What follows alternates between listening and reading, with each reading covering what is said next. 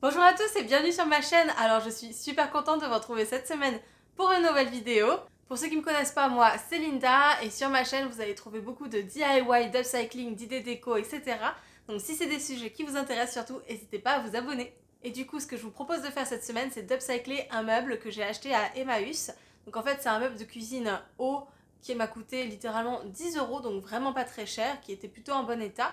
Et en fait il m'a fallu quelques semaines pour vraiment concrétiser mon idée.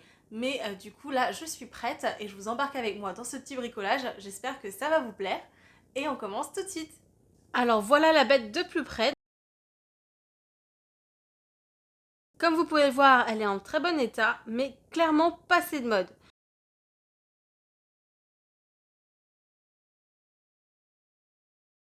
Du coup, je vais commencer par me débarrasser de tout ce qui dépasse sur le plateau supérieur. Moi, je trouve que c'est pas du tout de mon goût. Du coup, je vais d'abord commencer par retracer les bords sur le dessus. Et vient ensuite le moment d'inaugurer mon nouveau bébé, car oui, j'ai investi enfin dans une scie sauteuse. Et elle fonctionne super bien. Pour le coup, ça coupe comme dans du beurre. Et c'est juste génial, ça me fait gagner un temps de folie. Bon, par contre, mon usage est un petit peu approximatif et j'ai un petit peu coupé la planche du dessous. Mais on va venir rattraper ça après. Sur toutes les gaffes que j'ai faites, je rajoute de la pâte à bois. Et ensuite, je ponce l'excédent quand c'est sec.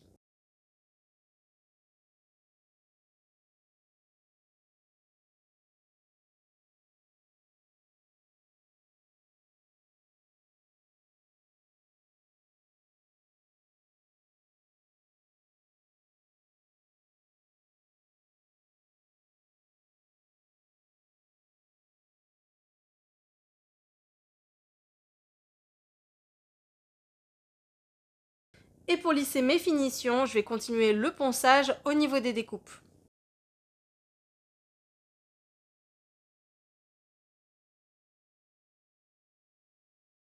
On va ensuite s'occuper des portes. Donc je les ai démontées et je vais venir remplacer l'effet vitre par des baguettes en bois sur toute la surface.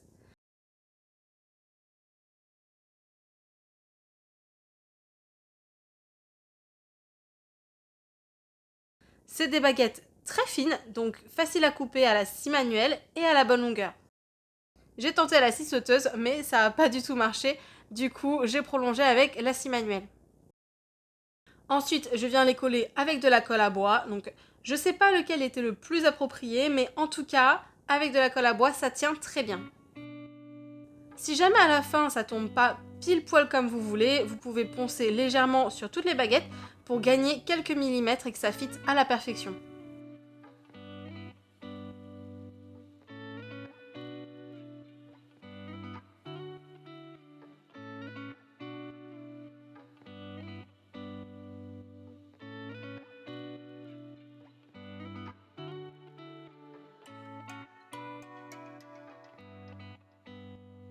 Pour combler les trous, les aspérités, etc., j'utilise, vous l'avez deviné, de la pâte à bois.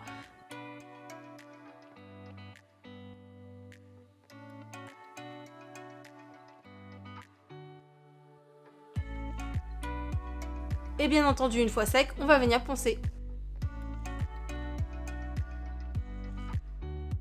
Et voilà le moment de la sous-couche, donc je vais en appliquer bien partout, donc à la fois sur les portes et sur le meuble, et même sur la vitre côté intérieur.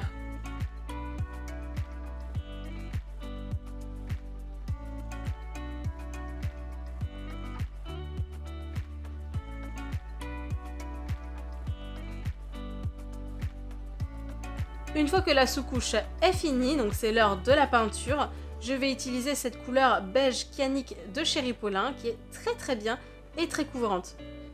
Et du coup, je viens l'appliquer bien partout. Bon, et normalement, on dégage les angles avant de passer au rouleau, il me semble en tout cas, mais moi, j'ai un petit peu zappé, donc on va venir faire ça juste après.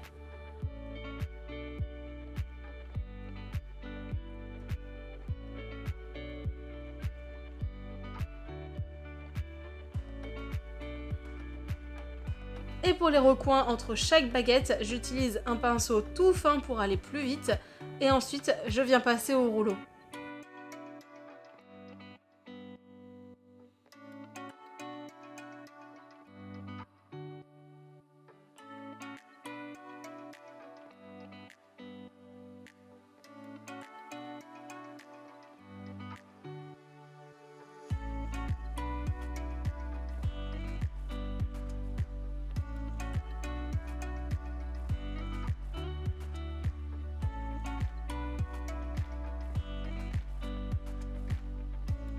Une fois cette étape réalisée, donc j'ajoute des petits pieds comme ça. Donc je marque l'emplacement des vis.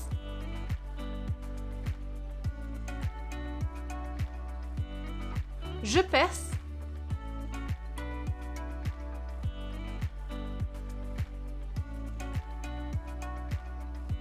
Et j'installe mon pied. Et voilà le meuble une fois debout et je viens y ajouter la tablette.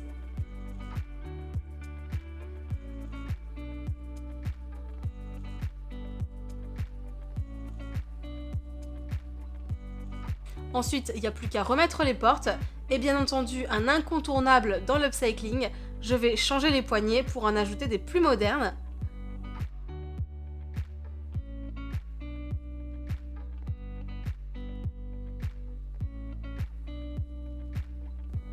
Et voilà, le tour est joué, mon petit meuble est terminé.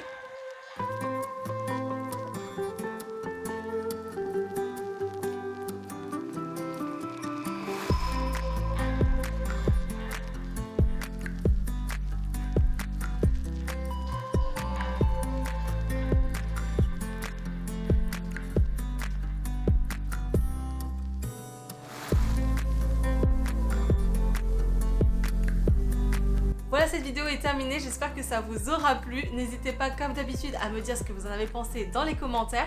Moi je trouve en tout cas qu'il est très réussi, ça correspond exactement à ce que j'avais imaginé, donc je suis super contente. Et en plus de ça, vraiment, ça n'a rien à voir, donc ça c'est vraiment ce que j'adore, c'est que à partir d'une base qui est démodée, on en fait quelque chose à notre goût. Et c'est à la fois économique et écologique, donc autant vous dire, c'est tout ce que j'aime. Si vous avez aimé cette vidéo, surtout n'hésitez pas à mettre un petit like, ça fait toujours plaisir. Et sur ce, je vous dis à très bientôt pour de nouvelles créas. Ciao!